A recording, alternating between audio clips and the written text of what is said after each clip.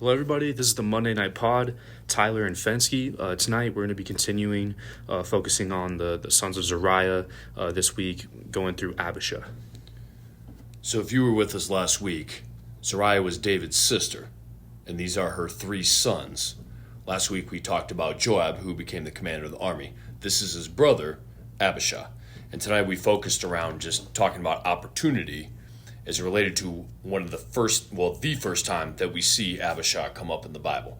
Okay, so there's a lot of Abishai in 2 Samuel. This is the first time he comes up here in 1 Samuel in a moment that with him and David that if you look at it was really his first key step into really his purpose and his destiny with what happened here in 1 Samuel 26. So it says the Ziphites went to Saul like Gibeah and said, "Is not David hiding on the hill of Hachilah which faces Jeshimon?" So this was the second time this had happened, where David had been hiding out in this area, and the Ziphites go to Saul and give Saul David's location.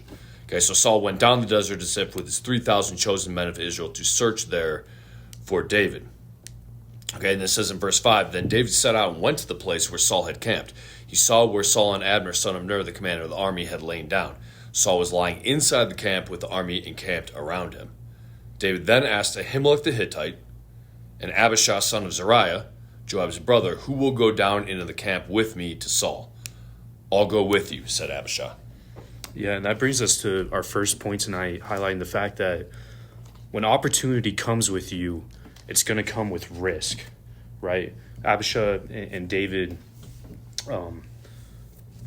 as well as Ahimelech, they find themselves in a situation where it's just them, and then there's the army of Saul, 3,000 people in total, right? So there's a lot of risk of that, like the high degree of difficulty, like you pointed out tonight. And it's like people are thinking that the opportunities that they desire are just going to come to them and it's going to be on a silver platter, right? Or like you said tonight, there's just going to be a red carpet laid out for them, right? And the reality is oftentimes you're going to have to work for it.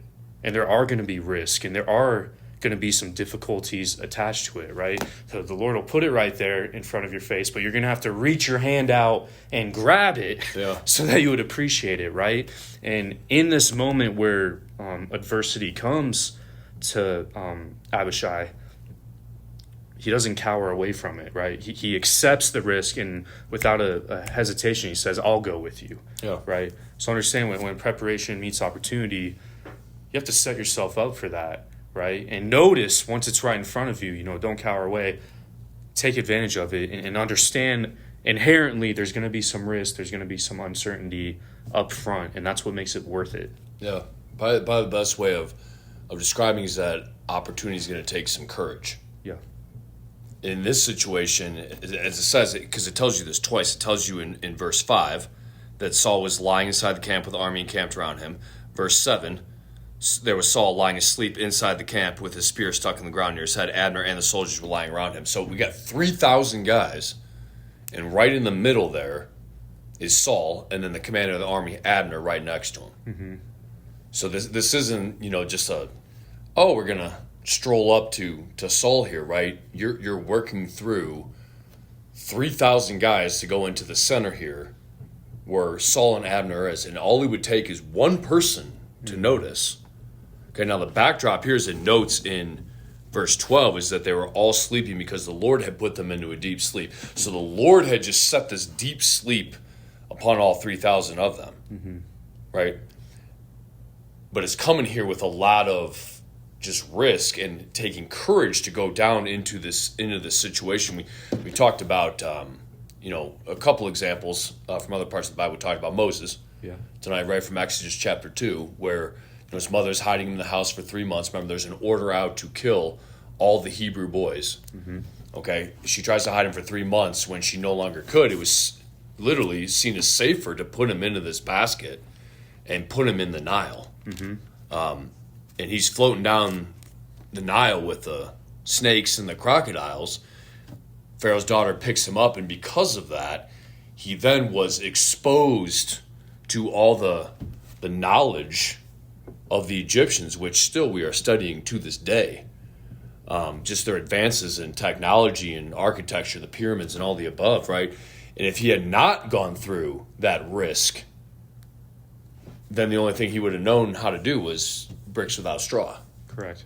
And then we also talked about just what Simon Peter said in Luke 18. It's always stood out to me because they're walking with Jesus. The disciples are with Jesus. Mm-hmm. But it's not some kind of hunky-dory, this is super easy and there's no difficulty to this. Far from it. Peter says in Luke 18:28, Peter said to Jesus, we have left all we had to follow you. We have left all we had. So it's not that red carpet. You are going to have, with opportunity, it is going to require that courage with it. And that's what Abishai is acting on here, is that when he says, I'll go with you, that's a big sentence, because this was not some kind of easy mission. David approaches two people about this, Ahimelech the Hittite and Abishai. Okay, so you would infer from that they've already been, standouts to this point, right?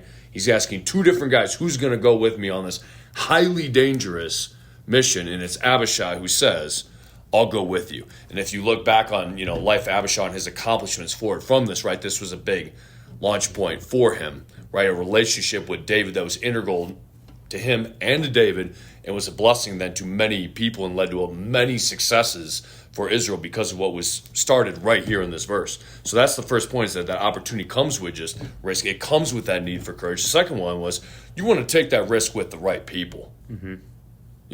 It's not something that just be like, oh, I'm just looking for risk's sake. You want to be doing that where I'm seizing opportunity, but that's in alignment with the right people. Because you see that Abishai is taking this risk with David, and that was the perfect relationship here, because as we read further here, so it says, so David and Abishai went to the army by night, and there was Saul lying asleep inside the camp with his spear stuck in the ground near his head. Abner and the soldiers were lying around him. Now, that verse 7 where it notes that the spear stuck in the ground near his head, this is the same spear that Saul's used on two different occasions to try to kill David. So if you're David, right, and you see this exact man who's tried to kill you with the exact weapon that he's tried to drive through you twice, you talk about self-control.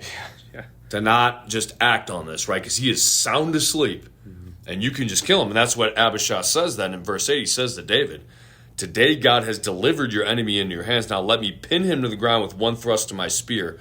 I won't strike him twice. And this would be well within just rules of engagement of war, right? Saul and his army came out there to kill David, fight his army. Now they've snuck into their camp, and here's the leader. Here's Saul. This is David's enemy right there, where it'd be so easy to kill him.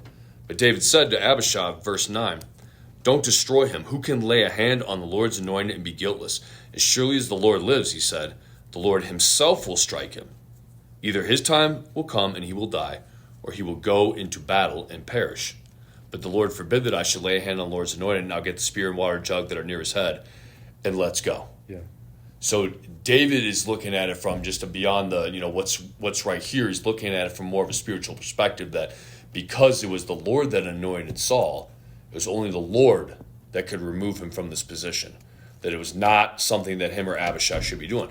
But if you turn the map around, you could say 100% that David could have, if he was being selfish and not acting in love, could have been like, oh yeah, Abishai, kill him, right? Because it's Abishai that's going to have to then, carry the guilt with this. Yeah, he spared them both of it. Right, and this is the very Saul that is keeping David from stepping into what has been prophesied over him, right? So you can see the temptation that could be here. But David, with self-control and thinking with the spiritual mind, right, tells Abishai, this is not something that we're called to do. This is not our role.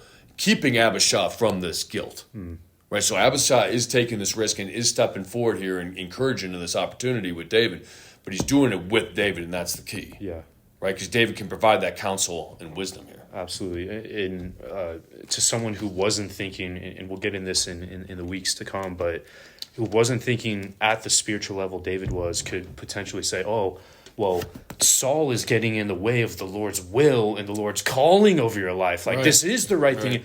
And David's thinking on a level to know, what does the Lord really want? Yeah. You know what I'm saying? Like, what is the Lord's heart? How does the Lord do things? And then that only comes from that intimate relationship. Being a man after God's own heart will get you to, know? And so there's some deep, deep levels to that. Correct. With it being said about going with the right people, you have one side of the coin in the natural. You have Abishai and David. David has an army of 400 to 600 people this time. Right. He's not king of anybody yet. Right. Then you have Saul, king over Israel.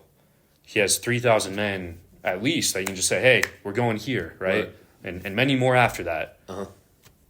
And you have Abner running his army at the same time. So it's like if you compare Abner's position and Abishai's position, they're kind of on the same level. They're prominent people in their respective armies. And it's like, okay, in the natural at this time of point, you would think, oh, well, clearly Saul's the one to go with. He's the one already king with the big army. If I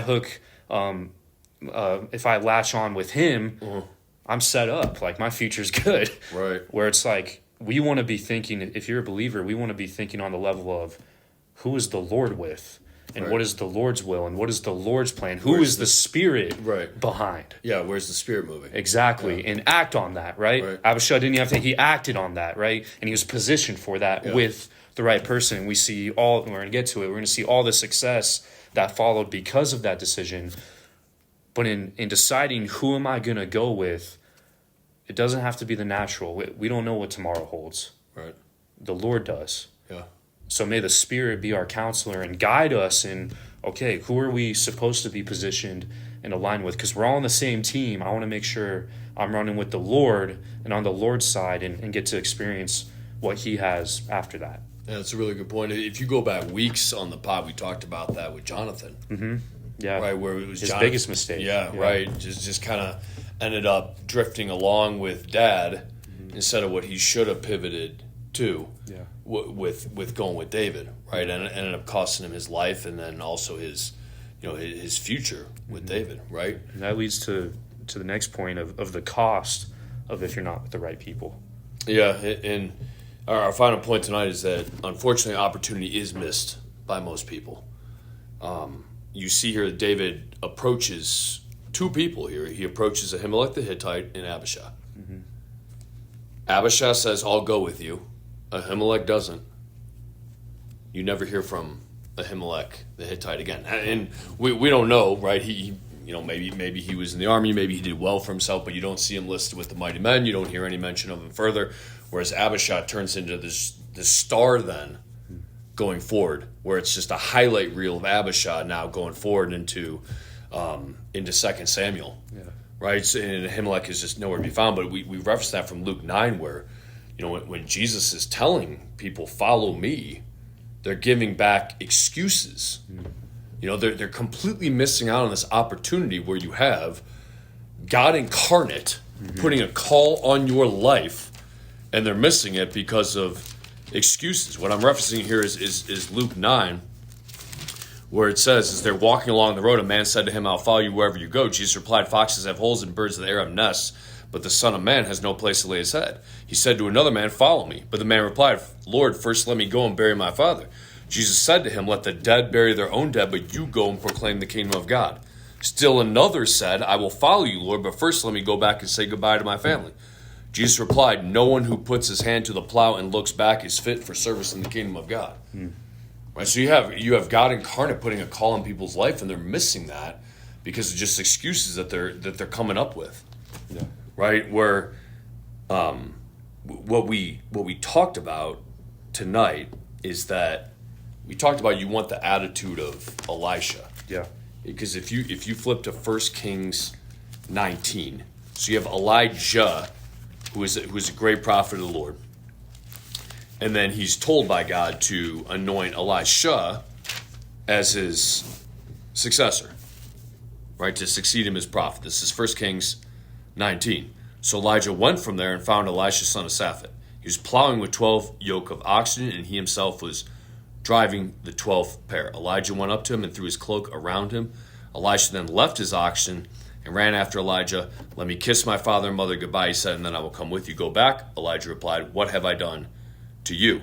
So Elisha left him and went back. He took his yoke of oxen and slaughtered them. He burned the plowing equipment to cook the meat and gave it to the people, and they ate. Then he set out to follow Elijah and became his attendant. There's a lot in there, but he's leaving the family business. He's leaving his family, and he's burning the plowing equipment. Right? There's no going back here. There's no plan B. There's no 1 foot in and 1 foot out. He is all in on this, and now committed to this calling that's been placed on his life, where he's now going to leave this life as a farmer and leave his father and mother, slaughter the oxen, burn the plowing equipment, and now he's all in on it, right? He's seizing this opportunity, just like Abishai did. I'll go with you. Yeah. Right, and that's what Edison said. It's one of my favorite quotes. But Thomas Edison, the great inventor, he said most people miss out on opportunity because it comes disguised in overalls and looks like work. Yeah. They're expecting that red carpet. They're expecting it to be easy. They're not expecting to get presented like Ahimelech did with, hey, here's this very dangerous mission where we're going to try to sneak into a camp of 3,000 men right into the center of that, where Saul is.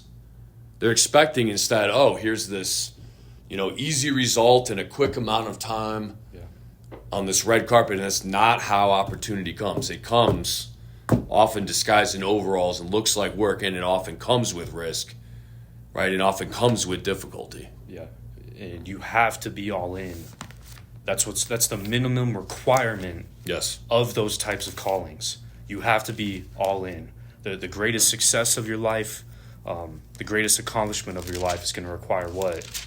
The greatest effort of your life. And people think that they want it until they realize the dues that have to be paid to get it, right? They think they want it until they realize the pain and the sacrifice it's going to cost, right? You get to, I love that example of Elisha where he literally burns down everything. There is no plan B. Yeah. I made my decision. I'm all in, right? And that's what most people are missing. They're not all in. Even if you're 90% in, like you said, it's too competitive, right? The stakes are too high. It's going to require all of you, right? Your entire devotion. And we see the contrast between Ahimelech and Abishai. If you want to be the greatest warrior or attached with the greatest warrior and go on to lead great campaigns like the Valley of Saul with the Edomites, and we're going to talk about him saving David and helping him later in life. It's like, the cost of that is we're going into the room of 3,000, we're getting in the center of it, and there might be a 0.01% chance we make it, but wait, the Lord's behind us. Yeah. So we are, and we're doing this, and I don't care, right? Because I'm so about the mission, and I'm so behind this. I will do what's required, right? For you to be a great warrior, you're going to be confronted with that great pain and that great risk, right? Are you willing to go through it? Yeah. And so that's what it comes down to. A lot of reason why people miss out on the opportunity. One, like we just discussed, is the price. But two, I think there's just so much fear. There's fear of failure, which is interesting because if you want to be real about it, people get talked about and criticized more for being successful than they do for failing. Correct. If you fail, nobody cares. Right. They're going to forget. Nobody notices, nobody sees. Yeah. So, who cares? Right. Right? You might as well get criticized for going after it and for having integrity in what you're being called to, right? And so a lot of the times it's people themselves holding themselves back from what the Lord's calling them to, right? It's not external circumstances. It's not any valid excuse. Right. Because we all have these excuses of why it's not working out or why we can't do it.